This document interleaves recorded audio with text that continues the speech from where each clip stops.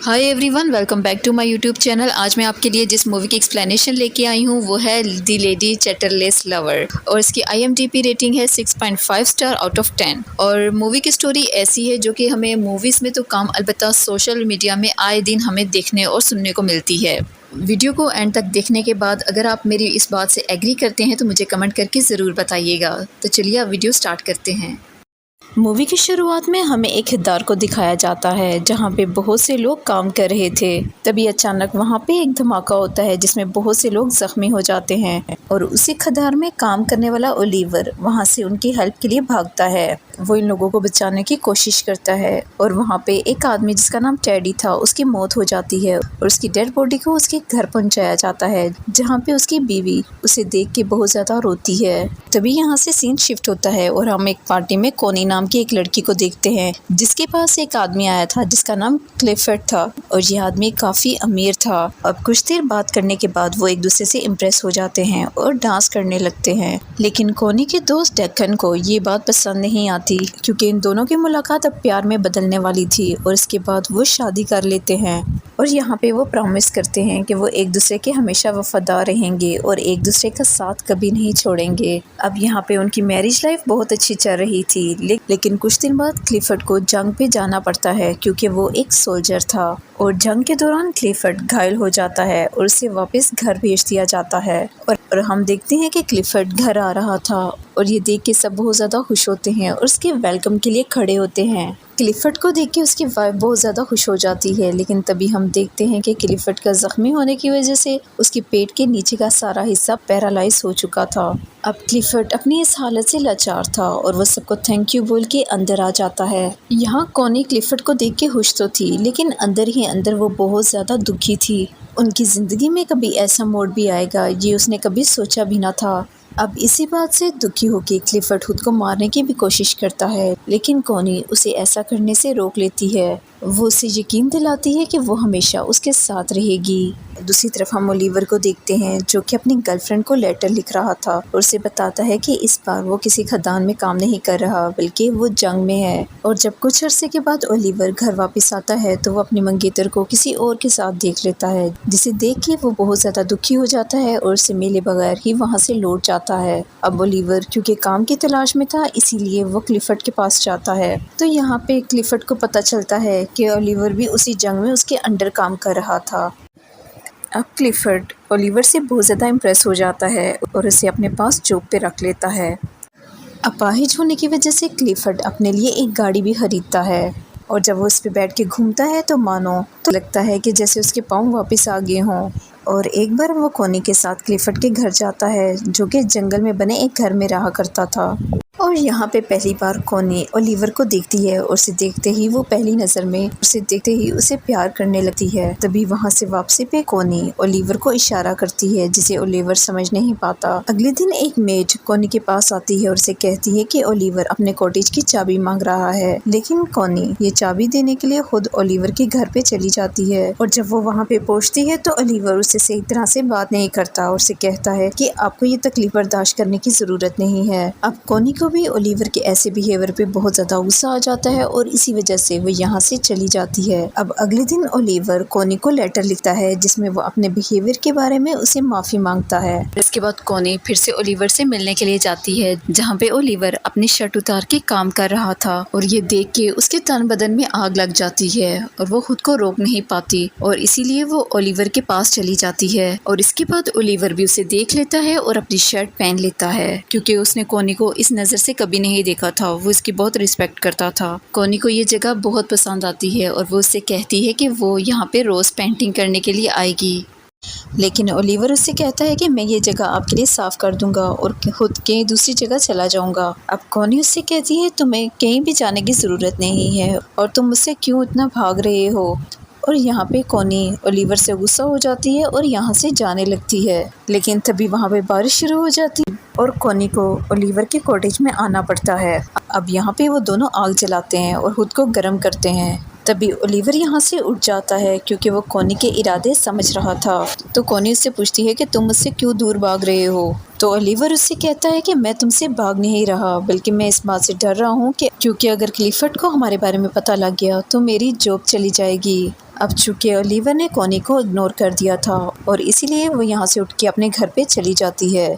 अब कुछ देर बाद कॉनी क्लिफर्ड से कहती है कि मुझे बहुत अफसोस है कि हमारा कोई बच्चा नहीं है, और अपनी बॉडी को ठीक करने के लिए वो इस पे करंट के झटके भी देता है। क्लिफर्ड दर्द से बहुत ज़्यादा चिल्ला रहा था।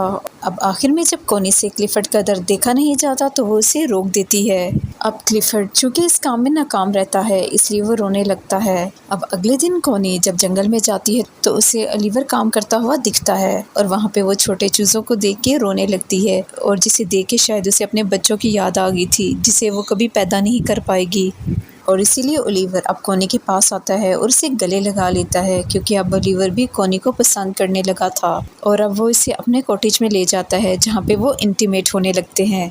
कॉनी सारा दिन ओलिवर के साथ रहती है और जब शाम होती है तो ओलिवर कॉनी को उसके घर छोड़ के आता है। जाने से पहले कॉनी ओलिवर से पूछती है जो कुछ तुमने किया क्या तुम्हें उसका पछतावा है? तो ओलिवर कहता है बिल्कुल भी नहीं, क्योंकि मैं तुमसे प्यार करने लगा हूँ और अब तुम सिर्फ मेरी हो। और इसके बाद बहुत तेज़ तूफान आता है और बारिश होने लगती है। अब ओलिवर को कॉनी की बहुत ज़्यादा याद आ रही थी और इसलिए वो बहुत ज़्यादा ड्रिंक करता है, और दूसरी तरफ कॉनी की भी नींद उड़ चुकी थी, उसे भी ओलिवर की याद सता रही थी। तभी वो अपने घर से देखती है ओलिवर के कॉटेज की लाइट जल रही होती है, तो वो खुद को रोक नहीं सकती और वो भाग के ओलिवर के कॉटेज में चली जाती है। अब यहाँ पे क्लिफर्ड की मेड उसे ऐसा करते हुए देख लेती है और दूसरी तरफ ओलिवर भी कॉनी का इंतज़ार कर रहा था। ओलिवर कहता है कि मुझे नहीं लगा था कि तुम मुझसे मिलने के लिए आओगी। इस पे कॉनी कहती है कि मैं तुम्हें कभी अकेला नहीं छोड़ूंगी, और फिर से वो इंटीमेट होते हैं। अब कॉनी के घर में पार्टी होती है जहाँ पे डकन भी आया होता है। अब क्लिफर्ड देखता है कि कॉनी और डक डांस कर रहे होते हैं और ये सब कुछ देख के उसे बिल्कुल भी अच्छा नहीं लगता।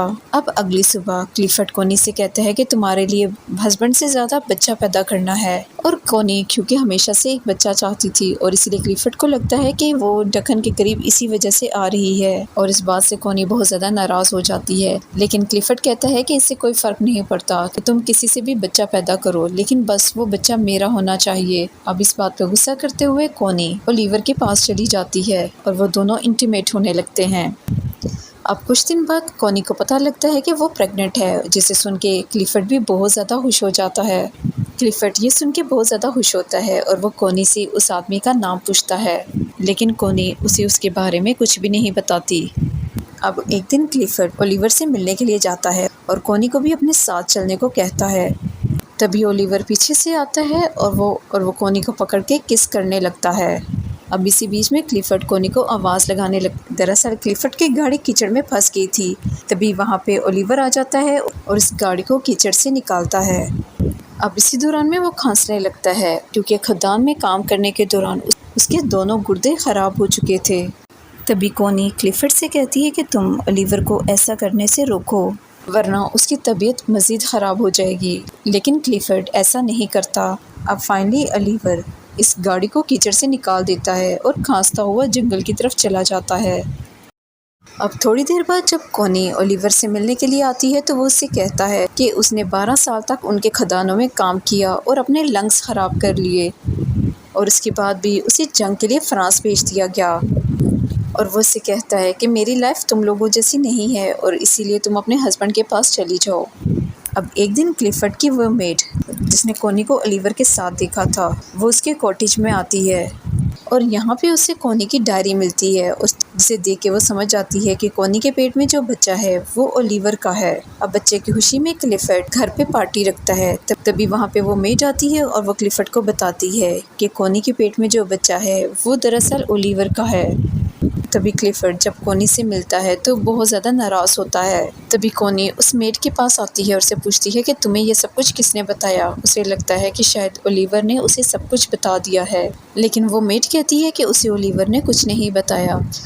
अब यहाँ पे कॉनी रोने लगती है और उसे कहती है कि वो ओलिवर से बहुत ज़्यादा प्यार करती है। तभी वो मेड कॉनी के पास आती है और उसे कहती है कि जल्दी से ओलिवर के पास चली जाओ, वरना तुम्हारा हस्बैंड ओलिवर को मरवा देगा।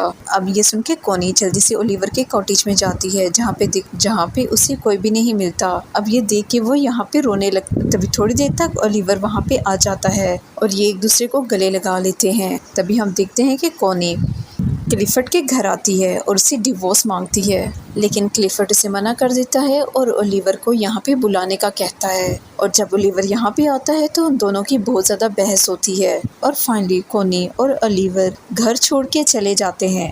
अब इसके बाद क्लिफर्ड वहाँ पे आता है और वो कोनी को डिवोर्स देने के लिए मान जाता है। और इसी ओपन एंडेड के साथ ये मूवी यहीं पे ख़त्म हो जाती है। आप लोग कमेंट करके ज़रूर बताइएगा, क्या ये स्टोरी कोनी के काम को जस्टिफाइड करती है कि उसने अपने हस्बैंड को चीट किया, लेकिन इसके पीछे क्या वजह हो सकती है कि उसने एक अमीर वेल सेटल्ड आदमी को छोड़ा जो कि उससे प्यार भी करता था और उससे वफा भी करता था। उसको छोड़ के उसने एक ऐसे आदमी को चुना जो कि दौलत तो नहीं रखता था लेकिन उसे फैमिली दे सकता था। और आप अगर कोनी की जगह पे होती तो आप क्या करते? आप अपनी राय का इज़हार कमेंट करके कर सकते हैं। और मुझे दीजिए इजाज़त, मिलती है नेक्स्ट वीडियो में। तब तक अपना बहुत सा ख्याल रखिएगा।